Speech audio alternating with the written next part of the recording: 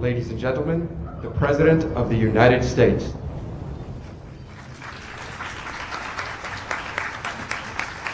Thank you all.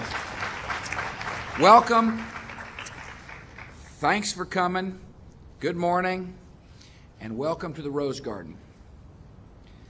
In a moment, you can come up and welcome our guest of honor, Stars the turkey. He looks pretty friendly. He actually looks well rested. And you'd be well rested too if you had your own room in Hotel Washington here in Washington, D.C.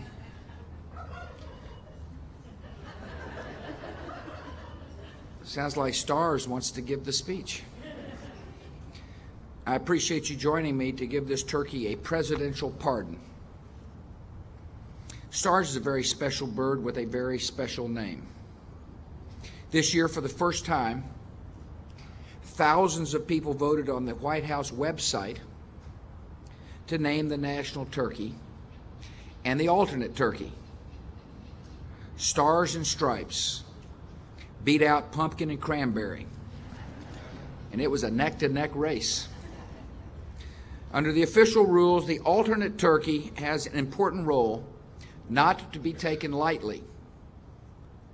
The rule book states that an alternate turkey is chosen in case the national Thanksgiving turkey cannot fulfill his role in this ceremony.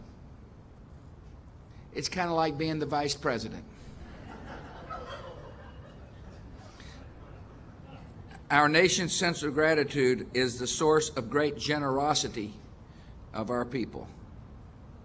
Some of the boys and girls here today have done their part this year. Fifth graders from Flint Hill School collected the fixings and made sandwiches for people at the local homeless shelter.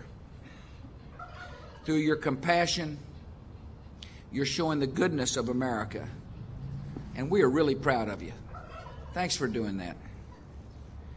I want to thank our Secretary of Agriculture for joining us today. Secretary Ann Veneman is doing a great job for our country. I want to thank Bob Wright, who's the chairman of the National Turkey Federation, for joining today. I appreciate Dr. Alice Johnson, who's the president. Thank you for coming, Alice. Today marks and continues a long White House tradition. We're honoring the beginning of a holiday season. It speaks well for America that one of our most important holidays is set aside for sharing and appreciating our blessings. Our nation was founded by people of great accomplishment, great courage, and great humility. They believed not only in themselves, but also in the goodness of God's wisdom and God's plan for every life. This American quality has endured throughout the generations. Americans are at our best are a reverent and a grateful people. Even in times of hardship, we see all around us gifts to be thankful for. Our families and friends, the beautiful land we call home, and the freedom granted to us all. This year, as in other times in our history, we can be especially grateful for the courage and faithfulness of those who defend us.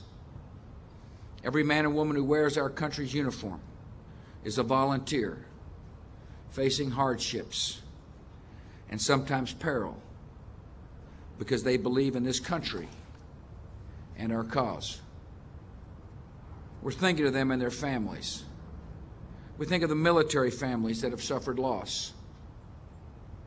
We can be grateful to live in a country that has produced such good and brave people who stand between us and the dangers of the world.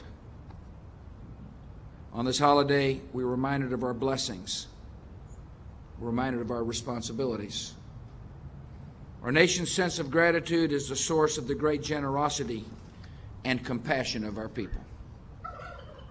And now it's time to grant a little compassion to our guest of honor. I'm not sure why any turkey would want to reside at a place called Frying Pan Park. maybe they explain the alternatives to him. In any case, off he goes.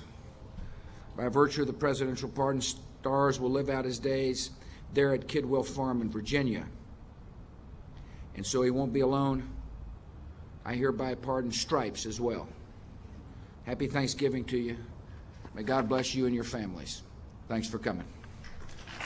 You're going to inspect the paper? Yeah, sure.